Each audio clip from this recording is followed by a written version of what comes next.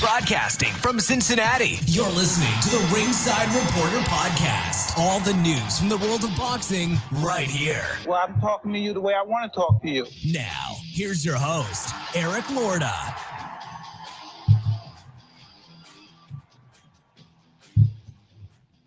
And we are live. Our tribute to the UK. You know, Beeb, every now and then, I like to give back to our people in the UK. I like to give back, more specifically, to my people in the UK and your people, too. I know you have a flat there. The UK, they love me, and I like to give them what they want, the show at a reasonable time. At a reasonable time. This has nothing to do with anything I have going on today. A lot of people think that because of Sunday, you know, you got, we got the Bengals playing, we got this, and this is why I want to go early. No, none of that. None of that. None of that. I do this to give back, all right? To give back to my people, my peeps, if you will. Welcome to the Ringside Reporter Show, where we talk about the latest boxing news. If it's related to boxing, we'll talk about it right here. My name is Eric Lorta, and I'm here with my co-host, Joe Habib. We got a great show for you today, and if you want to call, 323-870-3857. And Beeb, let's get started with it. Showtime pay-per-view. $85, Beeb. 85. That's not chump change. $85. That's the high end. That is the high end of a pay-per-view nowadays. Yeah, 79. You know, they're slowly creeping up. $85 for this one. And it should have been a good one. You got Charlo, who is always looking for a fight. You know, he's always looking for a fight outside the ring until he found one inside last night. And then all of a sudden, no Charlo to be found. Beeb, what was that? It was awful. It really was. Alvarez smashed Jermell Charlo for 12 rounds. Let me tell you how lopsided this was. 119-108, 118-109 twice. I had the fight 118-109. At no point did Charlo press Canelo. At no point was this fight even close. I had to search for rounds to give Charlo. I actually gave him the first round. I think, what is it? Both fighters landed like one punch or something like that. He just, he looked a little bit more active, looked like he was, getting ready to box and do some damage, stuff like that. That was the last round, I think, up until maybe the 10th or 9th or something like that I gave him. I don't know. Yeah, I think it was the 9th. Yeah. Canelo dropped Charlo in the 7th with a right hand over the top. Looked like it hit him in the temple. Canelo cruised this entire fight. Charlo had no interest in mixing it up. He was happy to go the distance, and he fought like it. He fought like just a guy, your average guy, trying to get the, I'm just trying to go the distance. I'm not trying to press him. I'm not trying to get hurt. I'm not trying to win the fight. He's not trying to win the fight. That's the problem. That's the problem. You remember when Kell Brook moved up to fight Triple G? We all knew he was out of his element. We all knew he was going to be too small for it. But you know who didn't know that? Kell Brook. Kell Brook was in there, and he was swinging, and he was connecting, and he was at least trying to win that fight. Charlo wasn't trying to win this fight last night. Wasn't trying to win it at all. At all. And Charlo hit him a couple of times, and I think Charlo clipped him early with a couple of left hands and a couple of rights that hit flush. I mean, flush. These were solid shots. Canelo looked at him and walked straight toward him. He didn't have any answers for Canelo last night. And I don't know, Derek James, I don't know who put together that game plan last night, but there was no game plan. Your game plan was to sprint around for 12 rounds. Your game plan was not to get any exchanges for 12 rounds. You know, when you saw that's right. It was a Hamed perfect, analysis for this fight. It was an awful sparring session. If you came in with no plan B, what was your plan B here, guys? What was your plan B? You know what it was? It looked an awful lot like Spence's plan B against Crawford. He didn't have one either. So Derek James now 0-2 here on big fights this year. And these were huge fights, Beeb. These weren't just like small fights. These were pay-per-view, big money fights. He's 0-2 because his guys did not have a plan B. And listen, he would have lost with a plan B too. Don't get me wrong, but there was no plan B there. He was happy to move around the ring. He was happy to not engage.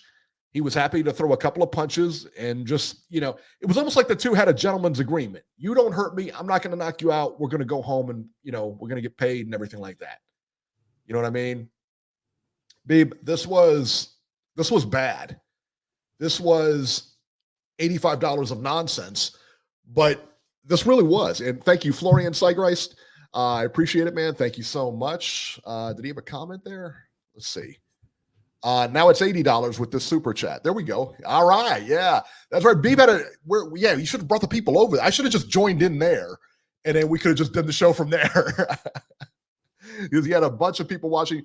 Beeb is the hardest working guy on the YouTube, man.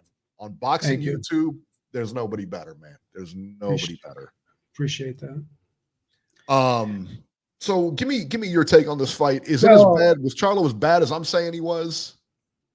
You're right. I agree with me too. I agree with you. Yes. I'm just trying to gather my words here because there's so much I want to say, but I want to say it is. He sucks. I'll never watch him on pay-per-view again. You know me. I don't like to kick him in when he's down. I don't like to add insult to injury. Let's do it anyway. But the guy told on himself. He said, I went the full 12 rounds. He knocks everybody else out.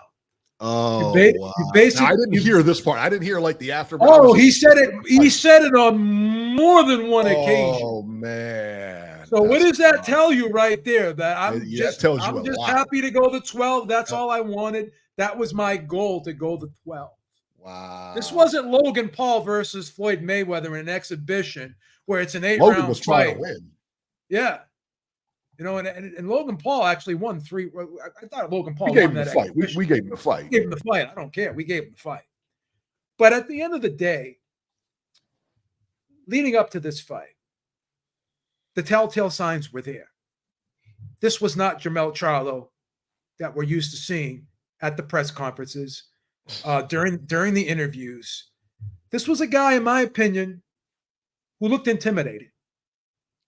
Right? This was a guy, in my opinion. This was a guy, in my opinion, who looked as though I hit the lottery. I'm just happy to be here. And essentially, I believe he cashed himself out. And I hate saying that. Yeah. I'm not in there taking the punches. I'm not in there putting my life on the line. Right? But there's a reason for that. I don't have your talent. I don't have your ability. I don't have your gifts. Right?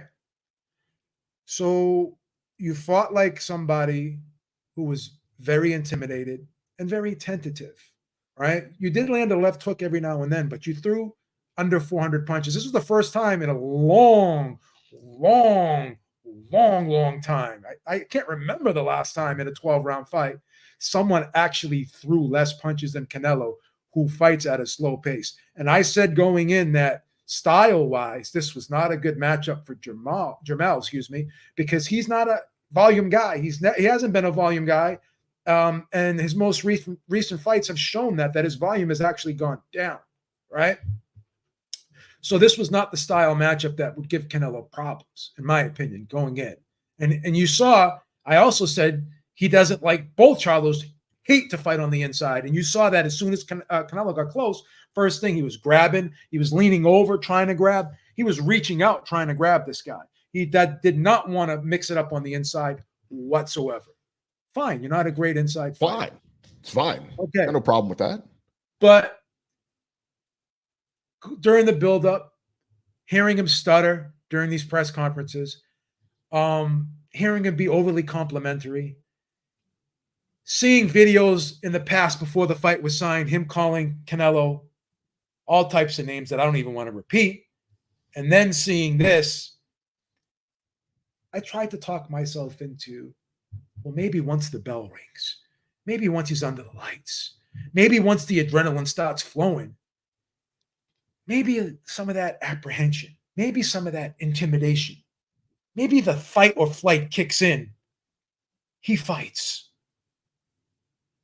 And he doesn't fight. But unfortunately, that didn't happen.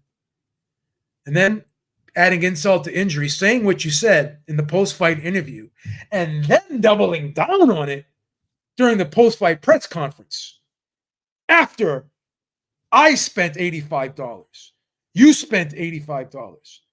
Many people in this chat spent $85, right?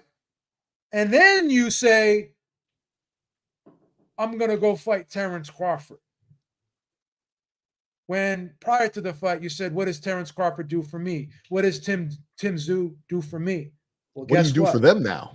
A lot of people are going to turn around. Thank you, Eric. A lot of people are going to say, well, what does Jermell Charlo do for me? Right. After he just revealed to me that his goal in the biggest fight of his life is to just go the distance. Unbelievable. I'll never buy. I'm going to say it right here, right now. And I mean this. I will never, ever, ever buy another Jermell Charlo pay-per-view in my life if he's headlining it. I won't do it. Right. No, absolutely not. I won't do it. For what? This? I will not do it. Are you kidding me? I will not do it. I think I texted you in like the 4th or 5th round, and I said, could you imagine Crawford in here tonight with Charlo? Crawford don't want to fight him. Crawford would have put him out. Crawford would have put him out. Crawford don't want to fight him now. No. And Canelo, we had talked about Canelo having slippage. You know, we had talked about it because I said he's getting hit more than he used to get hit. And he's getting hit flush with these shots because Charlo hit him flush, no question, on more than one occasion, both hands. And he couldn't even move him. And you didn't have a plan B for that. Like his trainer, and his trainer, I believe, was telling him he was behind on the card. I don't know if his trainer was telling him how to get, back to where he needed to be. But I know they were saying, hey, you're behind. You're going to lose this fight. There was no, and up until the last point, there was really no urgency. Like the fight was even close. I'm like, come on. Now you got to explain this because for those of you who just tuned in or whatever, Beeb was doing a show prior to this on this channel, of course. And he had the fight doctor on. I missed it. Unfortunately, I missed it and I came in late. Why is the fight doctor? Did you have any context with Alvarez is a disgrace to boxing? Why is Alvarez a disgrace after last night? Are you kidding me? I'm going to kind of unpack fight doctor's opinion. And yeah. I don't agree with it 110%, but I guess I don't know how anybody could agree with it at all. His issue is the fact that Alvarez even fought Jermell in the first place, being the junior middleweight champion, and then not being able to get him out of there. And he didn't want to get hit. He was running the whole fight. You can't put him away. I think my response to that is this. When you're giving somebody the amount of money that Alvarez is receiving to fight a guy like this, and even though the guy is moving up, it's undisputed champion. Yeah, even though the guy is moving up 2 weight classes, I think the expectation was he would do better than this. Or at least are you kidding? My expectation was Charlo would do better than this. So the fight doctor is was always disappointed in the matchup because he was vocal about that. Yeah. And he's also disappointed in the fact that Alvarez couldn't get him out of there. So, I mean, were you disappointed at all in the way Charlo fought? I was more disappointed with Charlo than anything. Right. Yeah. And I didn't hate the fight. When your guy goes into defensive mode, there's nothing you can do. You're not going to be able to put him away. Yeah, I mean, this wasn't even defensive mode. This was like survival mode from the beginning. Yeah. And I'm not going to insult the guy. I'm not going to call him names. I'm not going to. I mean, you were but online. the problem is by names. I'm just saying. Blasphemy. The problem is, right? The comments afterwards. Maybe you should have kept that to yourself. I went the full 12 when he knocked everyone else out. Right. Which is wrong because John Ryder went the full 12. But he suffered a severely damaged nose because he came forward and he tried to fight, tried to win. He was throwing punches with bad intentions. Thank you, Philly Drew. He says, sorry, but the fight doctor is biased most of the time. Well, maybe so, but we still love the fight doctor. He's a staple. He's been a staple with the show for a long time, so he has a right to his opinion. We don't have to. As does Philly Drew, yeah. I mean, Yeah. I get it. Fight Doctor, I know Fight Doctor doesn't like Canelo, but I mean, Jesus, you cannot be happy if you're a Charlo guy or anything like that with the performance that Charlo gave last night. That was strict defensive mode. He No, hit it him a wasn't. couple times. I think he like opened up with him a couple times and saw that wasn't going anywhere. And that was it, man. Awful. Just awful. Yeah, Clarissa, you're right. He looked like he was in sparring, working on his footwork. Yeah. Andrew Castellanos, thank you so much. He said Canelo's the man. Wish he would have thrown the right hand straighter instead of looping it more and more head movement. I do believe. I really believe that he is slipping. And Beeb, you and I talked about this prior to this fight and a while ago, that he's getting hit more often. He's not moving as much. He's not moving his feet. So, you know what I mean? He comes at you. He's like that, he's going to stand toe to toe with you, but he does get hit a lot more than he used to get hit. I think we all go back to that. Who was the guy? Danny Jacobs. Danny Jacobs. Fight, Yeah, Danny Jacobs. where he was nearly impossible to hit. I mean, he had great defense in that fight. I mean, his defense was on point in that fight. I'm not seeing that now. And obviously that was a long time ago, but I'll say this. He did get hit with a few shots. Jermell did land at a lower percentage, but I think to your point, you were a little surprised that like when Jermell did land, how cleanly he landed. Yeah. And I get it. I will say this. I do think when Canelo doesn't respect his opponent's power, he gets a little braver, and he'll take one to give one. You know what I'm saying? Mm-hmm. And I think that's the case with some of these guys. But I think if he's in there with someone that he feels is a threat, I think maybe he'll try to use more. He'll try to use more head movement. I think maybe he'll be a little bit more defensive minded. But this was a guy who he just was walking through. So, but I do think he slipped a little bit because the punches aren't as fluid. They're not coming out as sharp. Some of them are being looped a little bit. But he's still good enough to beat the majority of the guys out there. I think David Benavidez beats him. I think David Benavidez is a guy who will enter that ring close to cruiserweight, and in doing so will still have the speed to go along with the size. He won't be sluggish. Yeah. And he's the guy who will bring volume. Now you may argue he's going to fight. Yeah, he's going to bite down on his mouthpiece and he's going to fight. Absolutely. Now you may argue, will he be that volume machine that he is against Canelo, giving Canelo's counterpunching abilities? I don't know. I still think the Benavidez is a different type of animal when he's moving forward with that. He's got those hands up high out front of his face. He's catching and shooting. Like he's defensively. Like I think David Benavidez's defense is very underrated. I really do. I think he parries a lot of shots. He's good at catching and shooting. He's a guy who can come forward and be aggressive and still counterpunch at the same time moving forward. I see him walking guys down, going catching shots. Knocking it, boom, coming over the top, boom, coming over the top. He's really good. He's got quick reflexes, and he's very fluid with his punches. And he's an outstanding body puncher. And here's a guy, right, that'll be shorter. So when you got a guy who's shorter, it's harder for the shorter guy to reach out and grab you. So Caliplant was reaching out and grabbing Benavidez because of the long torso, right? And, Canelo is going to have to reach up to grab him. And Canelo doesn't do a lot of holding. So this fight would be very interesting because Benavidez will try to push the pace, right? Canelo will fight at a slower pace. Canelo tries to throw one punch at a time against Benavidez. And Benavidez is catching that one shot and coming over the top with two or three or four. Then it becomes a numbers game.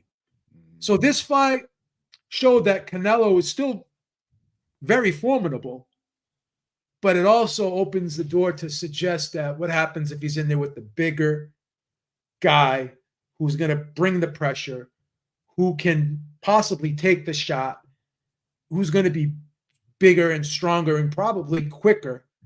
You could argue Canelo probably is a more sharper, maybe the harder puncher. Harder punches, maybe. But Benavidez is right there. Yeah. Benavidez can hurt Canelo, I believe. He can stun Canelo. Will he stagger him? Will he knock him out? That remains to be seen. But I think he brings enough power to get Canelo's attention where Canelo's not going to want to walk through the shots like he did against Plant, like he did last night. So this Benavidez fight, honestly, becomes extremely intriguing after seeing what I saw last night. I'll tell you one fight that does not look intriguing anymore is Canelo versus Crawford, because I'm not sure Crawford could hurt Canelo enough to stop him from going forward. And if Crawford can't hurt him, it may be a long night for him. You know, because Crawford does like to fight. He's not a guy who's going to go into survival mode. No. He's going to try to get his get back when he gets hit. And in trying to get your get back against a guy like Canelo, Could be dangerous. Could be dangerous. So I'm not as intrigued by that Crawford fight anymore. I would have been more intrigued if I saw Charlo maybe put a chink in Canelo's armor, maybe buzz Canelo at least one or two times, or at least get his attention enough to stop him from going, that forward momentum. But if Charlo can't even put a dent in Canelo, I'm not so sure that Crawford could either. I'm going to tell you this. After that fight last night, Crawford will never be the same. Or not Crawford. Charlo will never be the same. Yeah. He's not. He won't be the same fighter. He's, you saw it last night. It was almost like Canelo took his heart in a lot of ways by taking those big shots and just walking right through him, by muscling him, by big brothering him, and by the fact that at the end of the day, you know what it is. You didn't try to win that fight. You tried to survive that fight. You weren't trying to win. And you weren't trying to win. You were trying to go the distance, and that does stuff. I mean, that's got to shake your confidence. Knowing that this guy was better than you. There was nothing you could do about it. Not only that, let's take it a step further. The guy was already coming off of a long layoff. Wasn't really overly enthused of getting back in there. And he hit his lottery. He hit the lottery with the Canelo fight. That's why he got back in the ring, in my opinion. It was no rush to get back in the ring, in my opinion, from the circumstantial evidence that I've seen, right? He hit the lottery. So once you hit the lottery, what's your motivation after that? He's already made he's probably made enough money now where he doesn't have to fight again. Yeah. I mean, the guy owns his own gym. He's got a lot of nice things. Says he's invested a lot of his money. Now he just made a gigantic payday. He was already coming off of a long layoff. What's his incentive for wanting to go back and grinding it out again at 33 years old?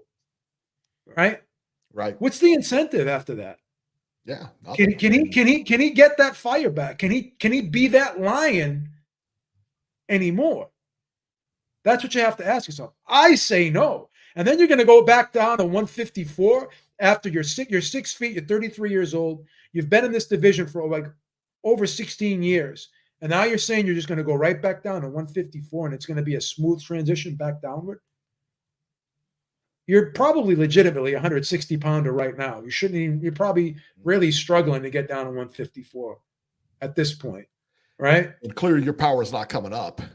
Yeah, and then when you go back down, you're going to be depleted. You're going to be taxing your body. How durable are you going to be at 154, right? Now you want to fight Crawford because you think that's probably the last big money fight you have, which probably I don't know how big of a money fight that is. I don't know how you sell that after fight after last night. I don't know how you sell. I don't know how you fight at all. This was a guy who was on a pay-per-view with his brother, and what did they do? Like 77,000 pay-per-view buys beforehand, and now this fight I'm thinking did some pretty good numbers off the back of Canelo. How does this guy's profile increase? Get bigger. I mean, this was a win in the bank account, but it was not a win in the profile. This was not a win. No. With people believing in you being a paper. This did not make you a star. This did anything but make you a star.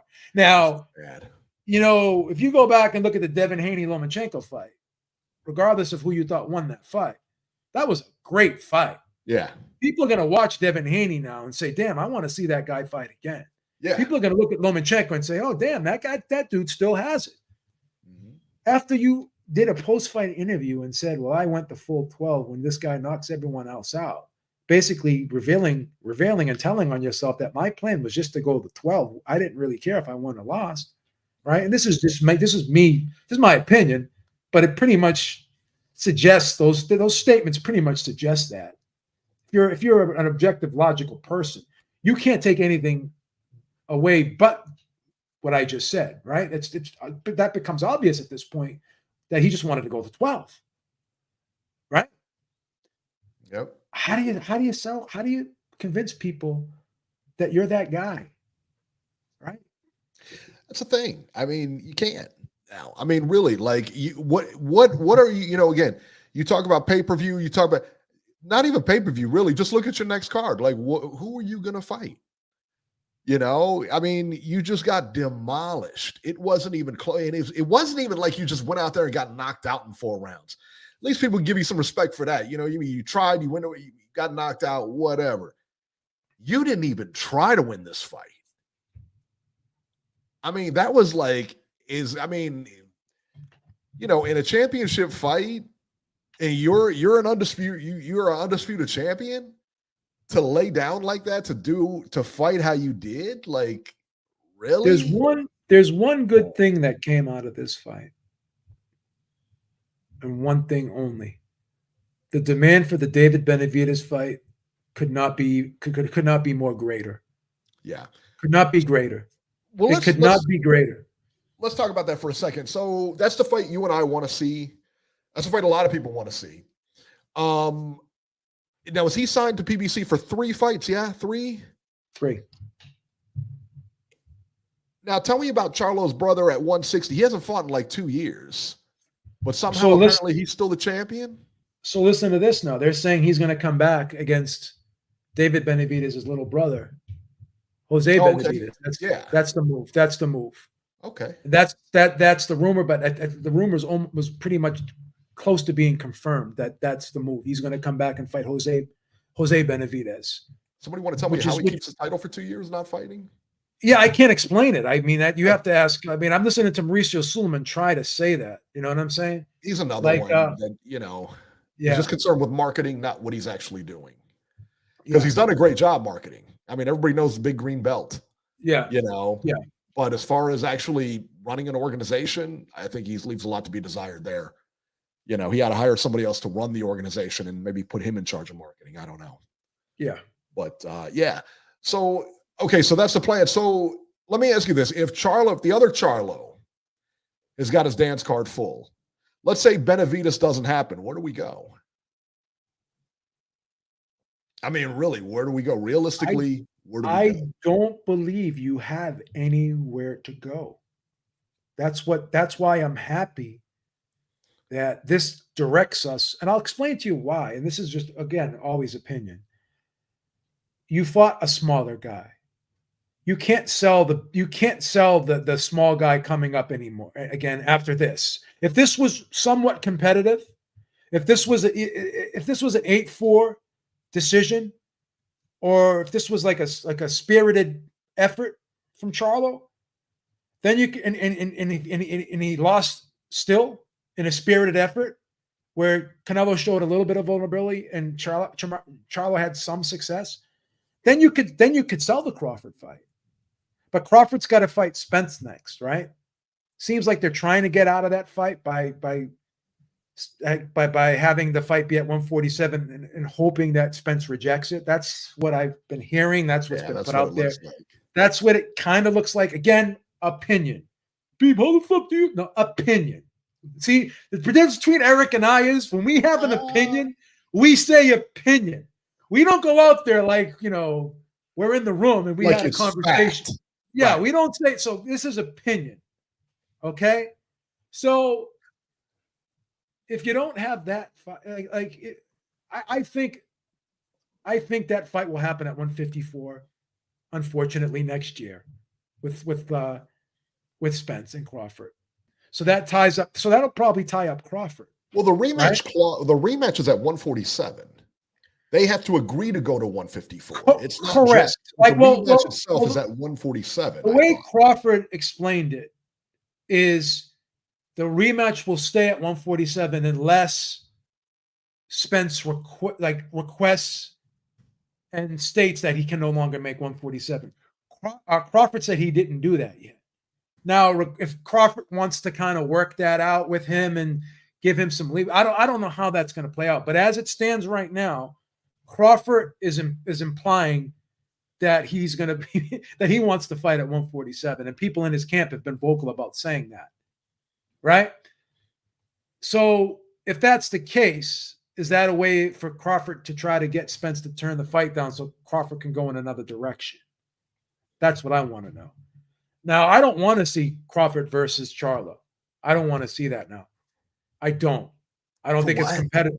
I don't think Not it's at competitive. all. Not even a little bit. I don't even know that Tim Tszyu versus Charlo is competitive. Well, I think Tim Tszyu. I always thought Tim Tszyu beat Charlo, but Yeah. now I'm even more sure of it. Where does he go from here? I mean, so the realistically, where does he go?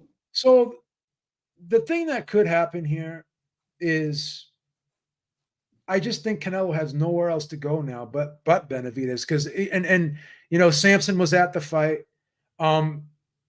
Mauricio Suleiman implied that he's on the verge of ordering the mandatory soon. So it looks like the stage is set for Benavidez. I'm really, really optimistic and confident that Benavidez is next, because I don't see any other avenue. Like, what are you gonna fight? David Morrell? Guy's really, he's not well known. He's not the mandatory in the WBC. Like, the most perfect scenario, in my opinion, would be fighting the WBC interim champ, the guy who's been the guy right beneath you for like 2 years now, right? And if Benavidez beats a guy like Andre in November, I'm hearing that fight is targeted for November 4th. That's what I'm hearing. If that fight happens November 4th and Benavidez wins, which I believe he will win, I don't think Andre wins that fight. I just don't. I think this is a horrible style matchup for him. But if he wins that fight, if he wins that fight, then Benavidez will have a good year coming off a year of beating Plant and Andre, right? He'll have momentum. Two top guys. He would have done what a lot of boxing fans asked him to do, what Canelo asked him to do: go out there and beat some good fighters, right? He will have done that. So he would have earned his shot unequivocally now. Yeah. And I just think that now people don't want to see Canelo in there with another guy that they think he can just beat easily, walk over. Canelo needs this benefit. Well, he doesn't need it financially. I mean, he's set. But in the court of public opinion, in the people's eyes, I don't think they're going to want anything else but Benavidez right now after what we saw yesterday. I don't think you can sell us anything else. I'll tell you what, and it's funny you say that, because I think you can. Now, you can't sell the hardcores on anything else. Okay.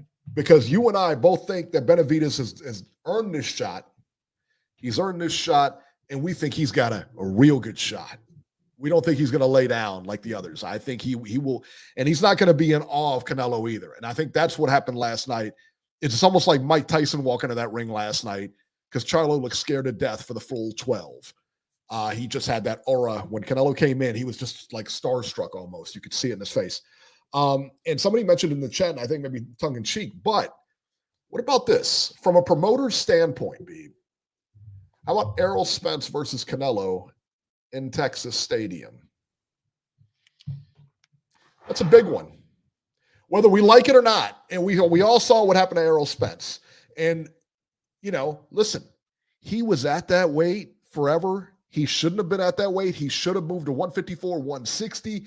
He's a lot bigger walking around than what you see him at 147. He's too big for 147. That's the way, if I'm a promoter, I'm going to spin that fight.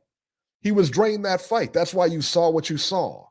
That's why he didn't take the rematch at 147. So what's he going to do? He's going to prove it to everybody by going up in weight in his hometown and beating Canelo in Dallas Stadium. Now, Dallas Stadium, everybody comes there to see Canelo. Half of them are there to see Spence. That stadium sells out. That's a huge, huge fight, money-wise. I think that's a big fight, and I think it's a fight that can be sold. Do I want to see that fight? No, I don't want to see that fight. But as far as if I put my promoter hat on and I say, hey, you know what? If we don't want to go this route, we can go this route. And I think this will sell. You know, you think about the WBC. If Canelo doesn't want it done, Benavidez isn't the mandatory. Mauricio Suleiman ate a lot of garbage to get back into the Canelo good graces. There was a long time where Canelo didn't want anything to do with him. And then he got with him. Oh, no, we're going to do this for you. We're going to do that for you. And now they get along. Now Canelo is the best thing since sliced bread for the WBC. Canelo doesn't want it. It doesn't happen. And that's the bottom line. So if he gets put to mandatory, it's because Canelo asked for it. That will be his next fight. But if he doesn't, that's a huge money fight. I see. I'm not They sure. love Spence in Texas, man. And they love Canelo in Texas. I'm not sure. I'm not sure if the people will get behind that now. It's like you're going to fight, instead of fighting Crawford, you're going to fight the guy that lost to Crawford.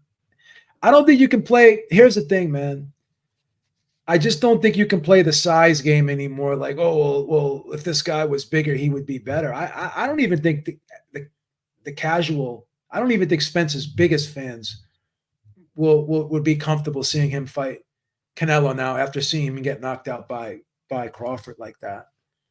I think that's a hard sell. Bad knockout. Yeah, I just think Yeah, I think it's a very, very hard sell in my opinion. For me and you, I think it's a hard sell. For everybody else, the casual guys out there, I'm not a hunter. The casual fans, yeah, I'm not so sure. I'm not so. I don't Listen, I man. don't know. What was the fight we were talking about over in England? The Chris Eubank and who was the other one? Conor Benn. Conor Benn. That's a terrible fight. You and I both know that's a terrible fight. Anybody talking about it knows it's a terrible fight. Guess where that fight is huge? Yeah, in the UK. There's no way, in my opinion, Conor Benn can beat Chris Eubank Jr. I just don't. No, I don't see it either. You and I, neither way. one of us see it. And both of us look at this and say, what are you, stupid? This is a mismatch, right? It's a complete mismatch. But it's huge in the UK. And they're smart people. They know it's a mismatch too. But it's just, again, you take those fan bases, and you put them in Texas, like a hometown guy from Texas, the Mexican contingent in Texas. Yeah. It's a groundswell of people. It's beautiful. I mean, it's from a promotional standpoint. Here's the problem. You still have to sell this fight outside of Texas to the pay-per-view audience. And that's where casual fans drive the pay-per-view. Casual fans drive the pay-per-view. Yeah, I don't know if Spence is going to get that casual fan right now. I don't. Yeah. I don't. And listen, Benji, I know nobody's behind the idea. Listen, I'm not behind the idea. Nobody's behind the idea. However, it's a money thing, and if he doesn't fight Benavidez, then what? I'm going to go on a limb right now, and I'm going to say I'm close to 100% sure he fights Benavidez next. I think that's the logical choice. I just think everything points. I think everything points to that. Yeah, I think that's a logical choice. And I think Spence he'll do can capture the Deion Sanders crowds. There you go. And he loves, in my opinion, I think he's salivating right now at the fact of fighting a guy like Benavidez, who's going to come to him and bring the fight to him. Yeah. After having a fight like this, he's probably saying to himself, I need a bigger challenge than this, number one, because I do think he wants to challenge himself. I do take him at his word when he says, I want challenges. I believe him. Anybody who fights like that and has got as much money as he has, he's still, look at him. He's still a monster. I believe he's built that way, right? I think he's a special individual. Yeah. Right? People don't want to admit it, but I believe that. Call me naive. I believe he does want challenges. That's number one. Yep. Number two, he wants to be in an exciting fight that the fans will appreciate. He does care about entertaining the fans. He does. So this is a win-win on all fronts. He gets paid. He's in there with a style matchup that's preferable to him. And he's also going to be in a fight that more than likely is a can't miss in terms of entertainment value for the fans. Yeah. I think he would jump at this fight right now. I think right now is the perfect time for this fight because David Benavidez is 26 years old and he is busting out at the seams at 168. Yeah. Now you could say, oh, we're going to age Canelo out. That's all well and good, but you're also going to age yourself out by staying in a division too long. We saw what happened with Spence in doing that, right? You don't want to ruin yourself. So you got to get that fight done next, right? Before you move up. You got to get that fight done next before you move up. Yeah, I think so too. I would like to see it. You know what I mean?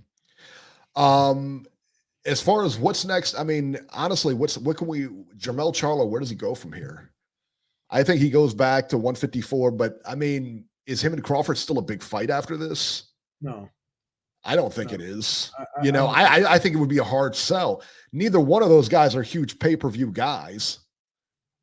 It'll be on pay-per-view, but again, neither one of them are huge pay-per-view caliber guys. Who do you pick I'd rather see right Crawford now? and Boots. If he stays at 147, I want to see Crawford and Boots. Yeah, me too. If he goes to 154, then we'll see Crawford and Charlo.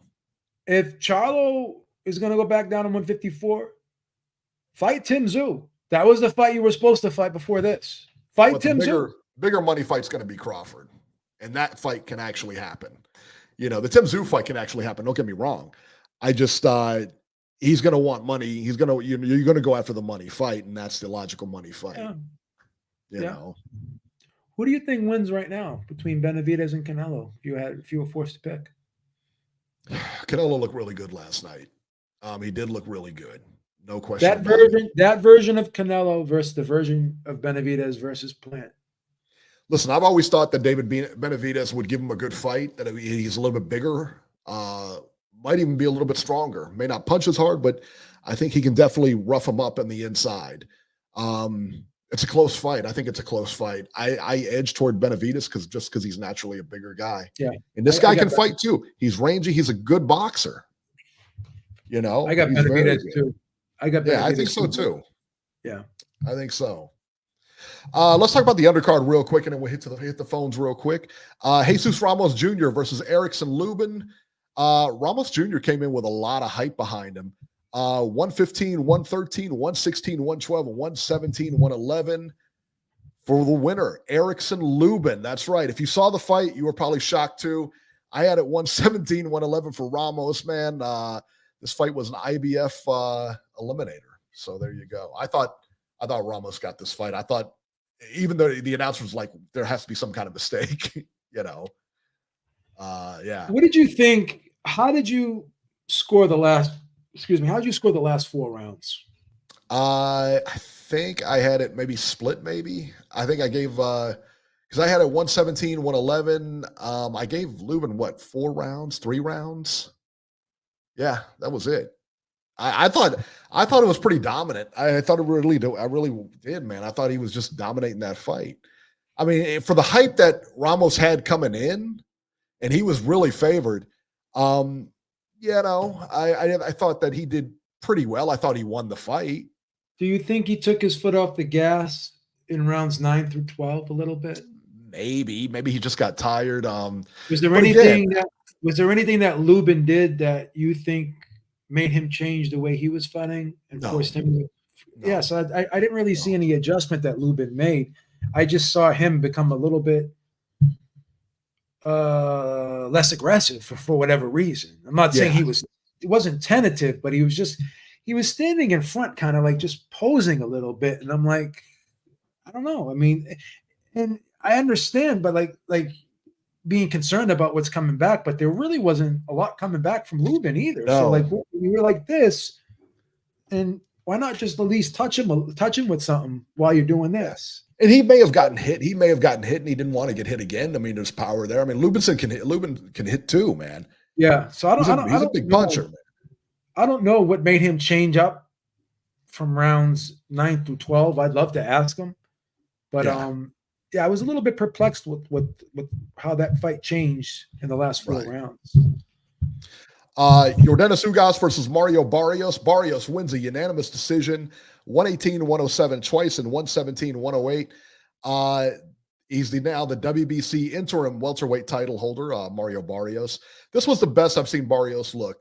He was the underdog here. He's always the underdog. In every big fight he's in, it seems to come up just a little bit short. He fights well, but comes up a little bit short. And last night, you had to feel good for him. You had to feel good. I was surprised at Ugas a little bit. He seemed a little bit, his reflexes seemed to have gone a little bit. A lot of snap was gone out of his punches. His timing was off. Yeah. I'll tell you what angered the shit out of me. After the 9th round, that eye was entirely closed. That was bad. He could not see out of that eye. Then he goes back to the corner, and we got to hear from Ishmael Salas of how much of a warrior he is, knowing he can't see out of that eye. And then the doctor's looking at that eye and just puts a light in it. Whatever happened to closing the good eye and then exposing the bad eye and going like this with the finger? Because if you did that, guess what? He would not have been able to follow that finger. He could clearly not see out of that right eye after round 9, and nobody did a fucking thing about it. No. This is what pisses me off about all these PED pearl clutchers and virtue signals. Oh, someone could die in there. Yeah, someone could die in there, but it's okay to let someone go out there who can't see out of one eye, and he's a sitting duck, and he's down 7 rounds to 2, 8 rounds. He's not going to win that fight. Yeah, he's not going to win the fight.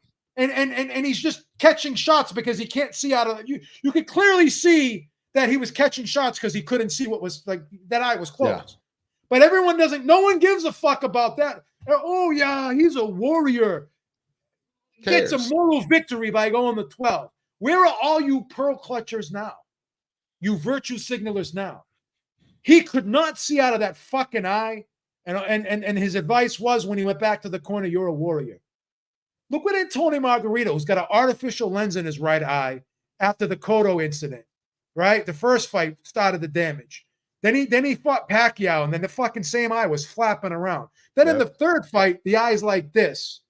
That guy's got like cataracts in his eye. That eye will never be the same. Like you got to make calculated decisions, whether or not you care about the future. And instead of focusing on that moment in time, that snapshot in time of getting that moral victory. Right. What is that? At what cost does that moral victory become more important than the sight of your eye, than your brain cells later in life? Yeah. This was not a fight where it was on the table. This is not a guy who has one punch knockout power. He was not going to win this fight. So there was no sense of letting this fight go on after the round 9, in my opinion. It was utterly ridiculous. None. Awful. You know. And then across the pond, Otto Wallin versus Murat Gaziev. Wallin beat Gaziev by a split decision, 115-113 twice, and then 117-111 for Gaziev. Beeb, this was your special. You called this one, no? I did. He was live, Wallin. Wallin was a plus 240. A lot of people thought that Gaziev was going to win. I just think Wallin's quicker, slicker, more elusive, all-around better boxer. I thought he would be the craftier of the two. Gaziev, I've never really been impressed with him at heavyweight. Yeah. Gave Usyk a good fight at cruiserweight, but not the quickest guy on his feet. Needs to close the distance to get to you. He's an aggressive guy, but if you give him a little bit of movement, you force him to keep having to shuffle his feet. You could deal with him a little bit. And Wallin has that style, that southpaw style, that slick southpaw style where he can move and give you those angles. And that was what the doctor ordered, man, for Wallin. I mean, that was a bad style for him, and I thought it showed in the fight. Yeah, you did a good job on that pick, man. I saw that right before the fight went on. I was like, all right, man. See. All right, let's bring on Ringside Robert here. Robert, what's up? Hello, guys. What's up? I tell you what, that fight. Don't was sound so really disappointing enthused. last night. Don't sound so enthused. I know it's like what time is it over there? 8:00? But show some friggin' enthusiasm. Yeah. Don't come on here like you just rolled out of bed. Sounded like you just rolled out of bed, Robert. There was no Friggin' cup of enthusiasm coffee here. or something before you come on, man. Come on, man. Please. We need you hyped up when you come in here. I don't need wake up Robbie. I need woke Robbie. That's what I need. No, I know. But seriously, that fight was majorly disappointing last night. Yeah. Awful. You know, and I cannot argue a single point that you guys made because they all make sense. Charlo going back to 154, he's going to be a disaster. And I don't think if Terrence Crawford moves to 154 and he wants the titles, he's going to have to fight Charlo, but that's not an interesting fight. Crawford will have his way with him. But I learned something new. I thought the rematch with Spence was going to be at 154 because when the announcement was made, when Spence activated the rematch clause, the announcement was made. Okay, this fight's going to be at 154. I'm learning in the original deal, I didn't realize it was put at 147. So it'll be interesting to see what happens with that. Yeah, I think so too. Where do you think Jermell goes from here? Does he go back down to 154 to fight Crawford? And is that a sellable fight? No, that's easy work for Terrence Crawford. But hell, after what I saw last night, it'll be easy work for Tim Tszyu. Yeah, I think so too. The way it looks to me now is that this was PBC's way of cashing out Jamel Charlo. Wow, that's rough. I think Jamel Charlo cashed himself out last night by telling everyone he just wanted to go the distance. That's the way it looked. That's the way it looked. Yeah. Absolutely, man. Absolutely. And you got to wonder. I wonder if both Charlos have decided they no longer want to fight anymore. Because you got Jamel in here. The only reason why he got in the ring is because of the biggest payday of his life. And you've got all this stuff going on with Jamal. We really don't know what's going on. It'll be interesting to see, when he comes back, how he looks. Yeah. Yeah, I think it will.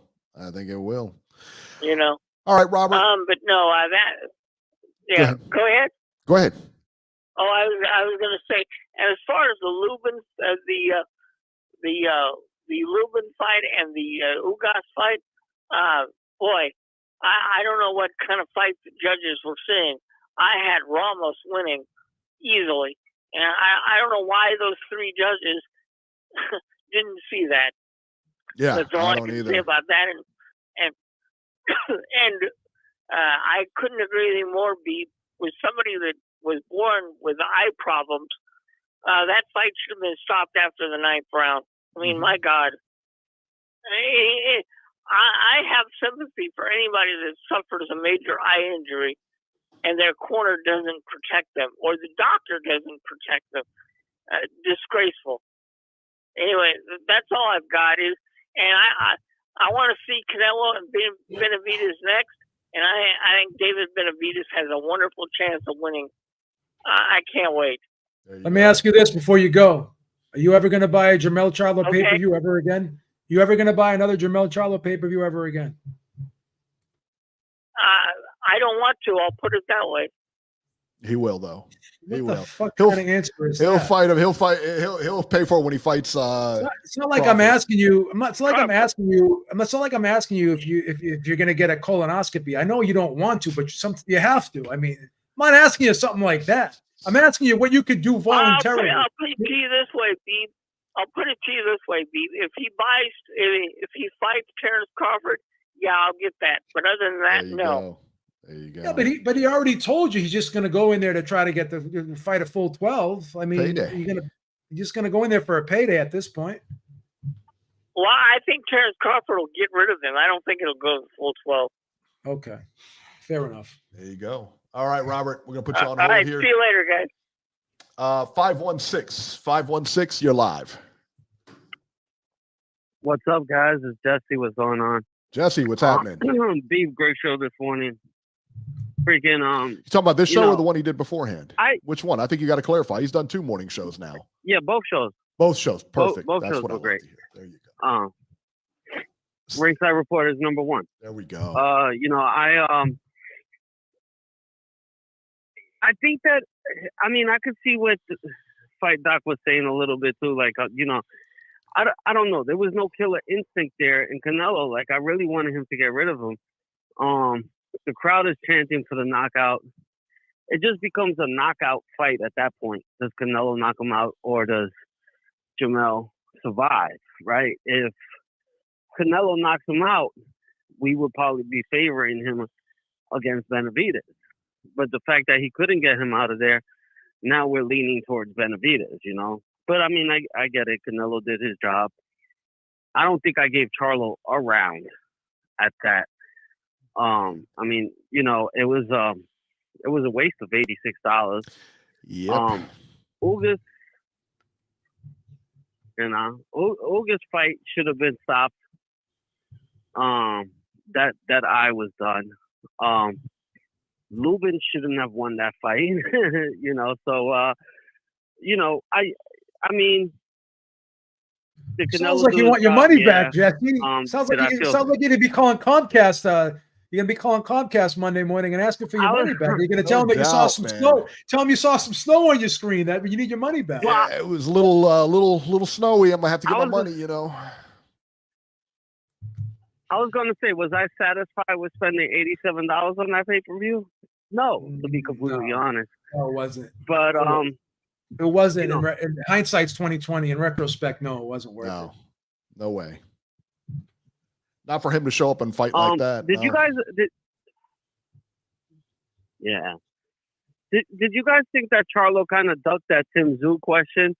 You know, they asked him about Tim Tszyu, and then he automatically called out Crawford. Yeah, there's no money. There's no money in Tim Tszyu, I think though. Tszyu is there's no money in it, so he doesn't want that fight. I mean, listen, you got 2 guys that want to fight you. One, you're going to make enough money to go to the moon. One, you're going to make enough money to get groceries. Which one are you going to take? You're going to take the high money fight, man. It just is. But the Tim Tszyu fight is the more realistic fight of him actually winning. Yeah, but he doesn't care about that. I don't think he beats Tim Tszyu. Yeah, I'm not. Yeah, I think he's got a better shot against Tim Tszyu than Terrence Crawford. But yeah, I don't think he beats either one of them. No, I don't. I think Tim Tszyu wins also. But I'm just saying, I think the competitiveness is more there with Tim Tszyu than it is with. I think the bigger question. I think the bigger question is this: did he earn a fight with Terrence Crawford after this performance last night? And I think most people would say no. Like, would the people over at PBC, after what he did last night, would they reward him with a Crawford fight? Because Crawford becomes the A side now, in my opinion, in that whole situation. Yeah, they will. They will, because that's the biggest money fight that can be made. I mean, it just is. I mean, there's more money in that fight than any other fight right now for either guy. That's the fight. That Spence rematch isn't going to, you know, that's why they're trying to get rid of that Spence rematch and just go to Crawford, because he's not going to fight. I mean, you know what I mean? If they're saying it's going to be at 147, that's going to be the catalyst. He doesn't want to come down to 147. He knows it. All right, Jesse, we're going to get running, man. Thank you so much. Thanks so much for the call. 760, you're live. Maybe you're not. 760. Hello? Hey, what's going on, fellas? Top of the morning. What is everybody Can with you hear this? me? What is everybody like? Wake up, everybody. We go to you. Be ready. What is this? This is horrible for production. I got to agree with you, babe. I'm getting people in the production truck in my ear saying, Hello? what's up with these insomniacs calling in? Ryan, can you hear us? Can you hear me? Yes. Yes. Yeah, I can hear you guys. Can you hear me? God damn it. Go. Yeah. Go! Talk. Talk. Can you hear me? Oh my God. Yes! No, I cannot hear you. Can you hear him, Beeb? I can't hear him. Go ahead, Brian. Hey, what's going on, fellas? What's going on? I just wanted to talk about the fight from last night. He had to go Got back and cold, start over. man. We've heard you. You guys are cold, man. Then he wonders why. Hey, man, he wonders look. why you cut him off. He just spent 10 minutes asking, "Can you hear me?" All right, Brian, we're going to get running, man. Thank you so much for the call. Go ahead, Brian. Please go. You speak. Say something. Hey, look. Order man. a coffee or something. Do something. Look. Hey, Something. okay, I'm trying to Be talk. entertaining. You shut the fuck up. Now, look, man. I wasn't in on this fight, okay? I wasn't in on the fight because I thought it was going to be a mismatch because he got to move up weight classes and all that. And, what the fight doctor was saying this morning, I kind of agree with him.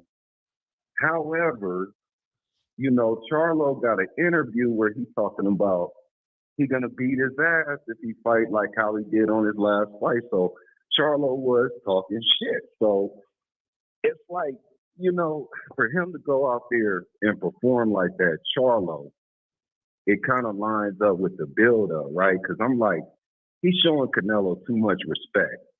You know what I'm saying? He was just showing him way too much respect, like almost like kissing his ass and not trying to make him mad.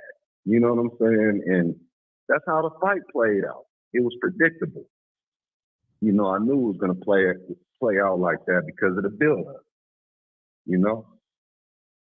But I just, in the little moments Charlo did something, I think he did okay when he did something, but he mostly ran during the fight. That was the problem. You know what I'm saying? He just ran and, all that shit talking he did and all that running in the fight. I agree with you, Beeb. I don't know if he's going to get a big one after this one. Yeah, He is, because there's still money to be made off it. Yeah. You talk about an undisputed champion, 147 and 154 and 147, both undisputed. It's a money fight. It just is. Yeah. It's a money fight. They're both good names. It's an interesting fight. Yeah. It's interesting, but I don't think it's big. It's not big. People ain't gonna be like. It's huge for Crawford because he's gonna melt Jamel down, and he's gonna be 147 undisputed at 147 and 154. That's insane. Yeah, that would be a good. Yeah, that would be good for Crawford. But as far as just it being a big fight is what I'm saying. I don't think it would be a big fight after that last performance, with what happened with Charlo. So he fucked up, man. He should have just fought Tim Tszyu, but like you guys said, it ain't no money in it. But that was a more winnable fight for him than the fight Canelo. And to be honest with you, man, I think that both them brothers cashed out last night. You seen the other brother showed up at the fight. He told him, he was like, hey, man, don't get knocked out so we can cash that check tomorrow. You know what I'm saying? Both of them, they both cashed out on that fight last night. Brian, let me ask you a question. Yeah. I'm going to give you an invitation because I am the leader of the I'm the leader of the Furamaniacs. Would you like to join the Furamaniacs now? Shit. Now that you know that we're going to take out Usyk during Riyadh season, do you want to join the taking him out? Do you want to join the Furamaniacs? Do you want to be glad part of the you brought cause? this Do you want to be part of the cause? Hey, Eric. Yes. Eric, this goes to show B got selective outrages because when anybody else announces a fight and they don't have a date in a venue, right? Beeb is like, oh, this shit ain't real. Yeah, ain't real. I gotta agree with him, Beeb. Yeah, you're always the first conspiracy theorist at the dance, He's son. always the dude. Always. He always do that. But on this, it's an exception, even though they don't have a date in the venue. Right? All right, let's talk. Brian, let me put you on hold. Let's talk about that for a minute, Beeb. All right, so we got Tyson Fury. Tyson Fury and Usyk is on, according to Mike Coppinger, which is, Beeb hates his credibility, says he's not credible at all. The fight could take place on December 23rd or sometime in January. Fury has to smash Ngannou first, which he will. Maybe he takes some damage. It's being reported by Coppinger, but this time I actually believe it. I think December 23rd. I don't think it happens that soon. I think it goes in January or February. But both fighters, it's all over fighter social media and everything like that. So I do think there's something to it. Beeb, let me have it. Let's go down the list of people who confirmed this. Okay. The chairman of entertainment in Saudi Arabia, His Excellency, Turkey Allah Sheikh, personally tweeted this out, that this fight is happening. Got to be true then. I mean, He had his arm around Usyk saying that this fight is happening. Usyk tweeted this out. Usyk's promoter, Alex Krachek, tweeted this out. The best promoter of all time, Bob Arum, tweeted this out. The second best promoter of all time, Frank Warren, tweeted this out. Everybody and their brother tweeted this out. And Tyson Fury FaceTimed me yesterday morning and told me that this fight was happening. So we got it from the greatest heavyweight of all time himself, told me this fight is happening. I believe. And as the leader of the Furymaniacs, I cannot lie to my constituents. Can I just interject something real quick? Wasn't it you who questioned Steven Espinoza that the Tank and Garcia fight was not going to happen, even after Espinoza said, yes, it's been confirmed, signed, sealed, delivered? Well, I believe that was you. Maybe I had it mixed up. I think it was you who questioned Espinoza, friend of the show, by the way, and said, I don't believe you. It was just a misunderstanding. That was a misunderstanding. Simple misunderstanding. Sometimes, it's like when you make a date with a honey dip, you get the dates crossed up, and she shows up, you're not there. Sure. Put the wrong date on the calendar. It's a simple mistake. Happens all the time. You're going to hold me accountable for that? Of course not. Why would I? Why would I? Absolutely. We don't hold each other accountable. Come on, don't be silly. But it's one thing when the Furymaniacs, right, are all behind. We're all in unison right now. You can't stop the Furymaniacs. Once it's like once we all combine together, right? Once we all combine together, we're a force that just cannot be stopped.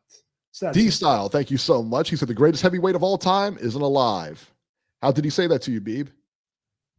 Who is the greatest heavyweight of all time? Tyson Fury. I think so too. He is. That's just me. Like I said it last week. Man. The guy fighting today is the best today. He's the best guy ever. Shakur Stevenson is a young guy. What's he, like 24 years old? Yeah, Even he says Tyson Fury would beat Muhammad Ali. Sylvester Stallone said it. Joe Rogan said it. Sylvester Stallone pretends to be other people in real life. How is he credible at all? He was himself on that day. And he said he was himself on that day. That was a perfect setup for that. That Thank you. He was himself. Again, you guys want to put those rose-colored glasses on, and you want to have this romanticized view of everything in the past is better than today. Back when we were in school and we had to walk 7 miles in the snow, that's when class really was important. No. Enough with the nostalgia. Let's deal with reality. You have 6'9" of pure fury, pure adrenaline, pure versatility. A guy's 270, moves around the ring like a gazelle. He's ambidextrous. He dodges punches like Neo in the Matrix. He can grab you and wrap you up like a grizzly bear and rustle you and throw you around the ring like a rag doll. Goes to the body, fights you inside, outside, mid-range. I mean, this guy is a nightmare. He's a nightmare. Do you ever see those videos or like posts or whatever that say, "Man, I wish I was a kid back in the 60s or 70s or 80s again"? It was such a simpler time. It's a better time than this. All nostalgia. let me tell you this. I grew up in the 80s. I love the 80s. It was great. Fine, whatever. I love the child. Yeah, well, all right. We had some good times. There is no time like the present to be alive. None. You kidding me? Are you kidding me? I got to watch it, can tell my heartbeat. I could watch any fight I ever want to watch on TV.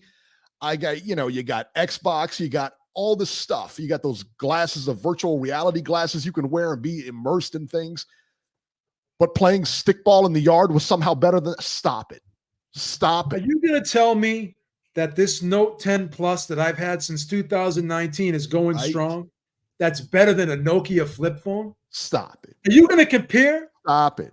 This 6.8 screen? Better than a rotary phone? When I do the Geekbench 5 test, I'm getting 24 Exynos speed on this thing. You're going to compare this to a flip phone? Come on, stop it. Cut it out, man. Stop. I don't want to hear it. I mean, are you kidding me? All the high-tech computers and technology. Technology is so great that even this, I don't have to upgrade. Look at this beast of a phone. Look at it. It is kind of thick, though. I don't know. You got to get a new one. The new works one's like a charm. Yeah, you probably had to upgrade. I mean, it is a 2019. Yeah. I got to give a shout out to Sutter Kane. He just texted me, asked me to give him a shout out, and I'm going to give him one because I told him Charlo was going to get knocked out in 9 rounds. He said, "B, Charlo's going to go into survival mode. He's going to last to the full 12. It's going to be a boring 12-round unanimous decision." He called it to a T. He said Charlo would go into survival mode, which he did, in my opinion, and it was not a very eventful fight. So shout out to Sutter Kane. He did call it. Sorry to interrupt that, Eric. There you go. Oh, no. Cut West. Life is better. Life in the 90s is better than life now. Facts. Wrong. You're wrong. Technology always dictates the day, man. You got the answers to anything you could possibly want right in your pocket at all times of the day. It's unreal. Watch whatever you want to watch on TV. We got so many choices now. It's just insane. Cars are better.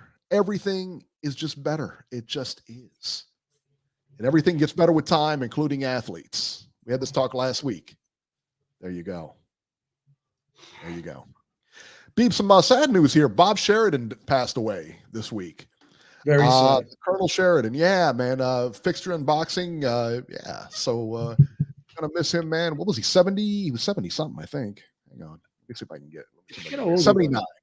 79. I think I just said it to you, but yeah, 79. Yeah. All right, let's go to the come on. What are you doing here, Jose? Jose said he's not buying an electric car anytime soon. Oh, it's terrible. Save the planet. Come on. Yeah. Do you have an electric car, Eric? I've got a Prius, and it's not electric. It's just it's a hybrid. It's a hybrid, right? It's a hybrid, yeah. Yeah, good for you. Where like you don't like plug it in or anything like that. It's just like a hybrid. But I like it. I don't care. I don't want to buy gas.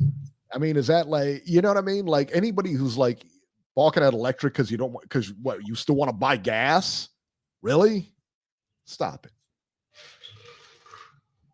And all the cars are more efficient now anyway. Even a lot of the EVs and everything, and a lot of the hybrids, they're a lot more efficient. They're just making the cars more efficient now.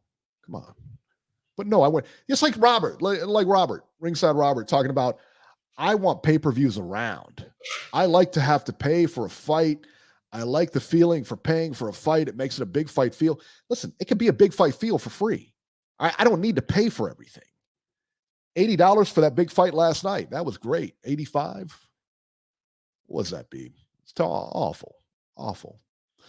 All right. October 7th from Manchester, England, on DAZN, Lee Wood versus Josh Warrington. 12 rounds for Wood's WBA featherweight title. I like Wood in that one. What about you? I like Wood, yeah. Yeah. On DAZN later on that night, I'm assuming, Gilberto Ramirez versus Joe Smith Jr., 12 rounds cruiserweights. That's a good fight. I like that too. That's a good fight. Not enough for me to get DAZN, but that's a good fight. That's a real good fight. There's some Canadian card with some chicks headlining. I don't think it's going to be on TV. Tokyo on October 7th. Pechmani CP Freshmart. That's his name. He's been the champion. That's what they do. The Thailand fighters? Yeah. Will just carry like an advertisement as their name. He's fighting Yudai Shigioka. 12 rounds for CP Freshmart's WBC strawweight title, and he's been there for a while. Tomoki Kameda on the undercard versus Lorado Diamante, 12 rounds featherweights. And there you go. That's the news. That's the stuff for next week. That's it. All right, guys, that's going to do it. Now, next week, I will not be here. Beeb will be here, but I will not be here next week as I am on assignment. How do you like that? So enjoy next week, and I will see you in a couple weeks. Beeb will see you next week, and that'll do it for this edition of Ringside Reporter. If you want to catch Joe Habib on Twitter, at jhabib1 on X, I guess. YouTube channel at ringsidereporterlive.com, and you can find me on Twitter at ringside73. Guys, have a great day. Enjoy the games today, and we will see you next week.